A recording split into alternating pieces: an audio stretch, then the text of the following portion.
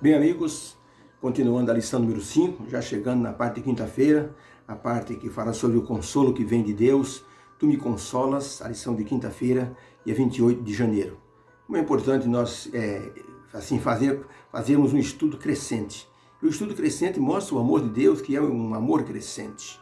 Deus se preocupa com o seu povo, sempre se preocupou, e apesar do povo andar por caminhos errados, Deus sempre procurou restaurar esse povo ao caminho do bem, ao caminho da adoração, ao caminho da bênção.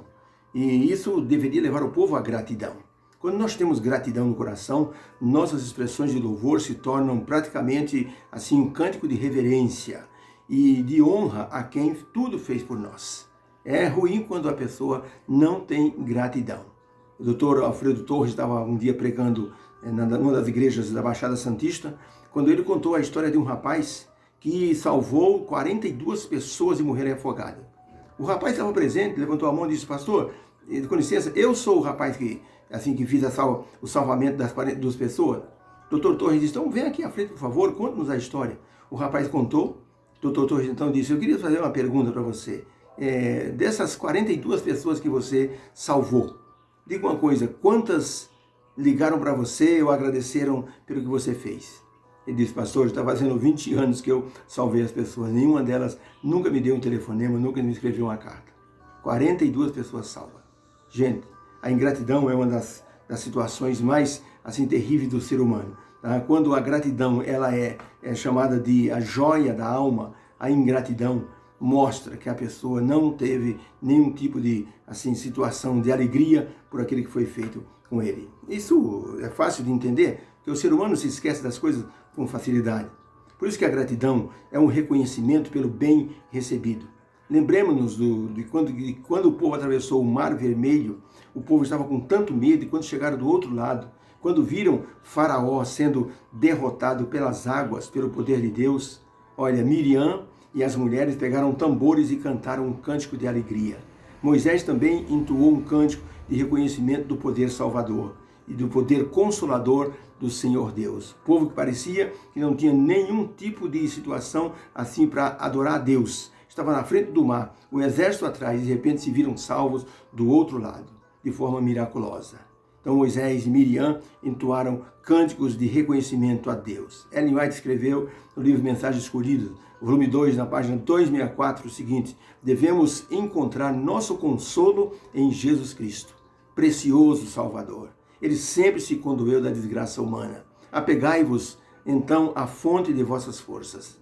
Lendo Isaías, capítulo 12, versos de 1 a 6, que é um cântico, e Apocalipse 15, de 2 a 4, que é o cântico de Moisés e do Cordeiro, que mensagem de louvor nós temos em comum nesses dois cânticos? Isaías 12 diz assim: dirás, pois, naquele dia, graças te dou, ó Senhor, porque ainda que te iraste contra mim, a tua ira se retirou e tu me confortaste. Eis que Deus é a minha salvação. Eu confiarei e não temerei, porque o Senhor, sim, o Senhor é a minha força e o meu cântico, e se tornou a minha salvação. Portanto, com alegria tirareis água das fontes da salvação, e direis naquele dia: dai graças ao Senhor, invocai o seu nome, fazei notório os seus feitos entre os povos, proclamai quão excelso é o seu nome, cantai ao Senhor, porque fez coisas grandiosas, saiba-se isso em toda a terra. Exulta e canta de gozo, ó habitante de Sião, porque grande é o Santo de Israel no meio de ti. Esse é o cântico que está em Isaías 12. Agora, Apocalipse 15, o cântico do Cordeiro de Moisés. E vi como que um mar de vidro misturado com fogo, e eis que os que tinham vencido a besta e a sua imagem e o número do seu nome estavam em pé junto ao mar de vidro, e tinham harpas de Deus nas mãos. E cantavam o cântico de Moisés, servo de Deus, e o cântico do Cordeiro, dizendo: grandes e admiráveis são as tuas obras, ó Senhor Deus Todo-Poderoso. Justos e verdadeiros são os teus caminhos, ó Rei dos séculos. Quem não te temerá, Senhor, e não glorificará o teu nome? Quem não te temerá, Senhor, e não dirás: só tu és santo? Porque todas as nações virão e se prostrarão diante de ti, porque os teus juízos são manifestos. Dois cânticos. O que tem em comum? A mensagem em comum nesses dois cânticos é o louvor a Deus pela salvação através de Jesus, pelas obras de justiça e por ser o consolo e força do seu povo. Essa era a tônica dos dois cânticos. A salvação através de Cristo, o renovo de Jessé, é exaltada pelo profeta Isaías através de um cântico. e também no Apocalipse o cântico de Moisés, que viu o livramento do povo em vários momentos, também mostra o poder de Deus. E também o cântico do Cordeiro, porque tornou possível a salvação por tão grande vitória. E para enaltecer o nome de Deus, esses dois cânticos, os dois cânticos, o de Moisés, o do Cordeiro, e o terceiro cântico, e o de Isaías, mostra o poder de Deus em confortar, em livrar o seu povo. Isso é gratidão. Gratidão por aquilo que foi recebido. Pergunta 13. O que significa a expressão, o nome Jesus significa, o Senhor é salvação. O que significa? O nome Jesus significa, o Senhor é salvação. O que isso significa? Isaías 12:2 diz assim: eis que Deus é a minha salvação, e eu confiarei nele e não temerei, porque o Senhor, sim, o Senhor é a minha força e o meu cântico, e se tornou a minha salvação. Então, qual o significado do nome Jesus? O significado mais abrangente é que Deus salva e que Ele é a própria salvação.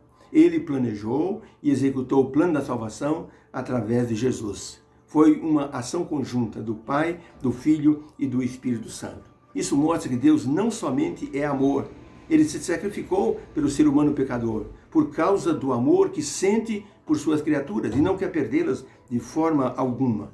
Mensagens Escolhidas, volume 2, página 272, Ellen White diz assim: queridas almas contristadas, tão rudemente turbadas, Deus não vos deixou para serdes joguete das tentações de Satanás. Abra-se vosso pesaroso coração para receber as palavras de consolo de vosso compassivo Redentor.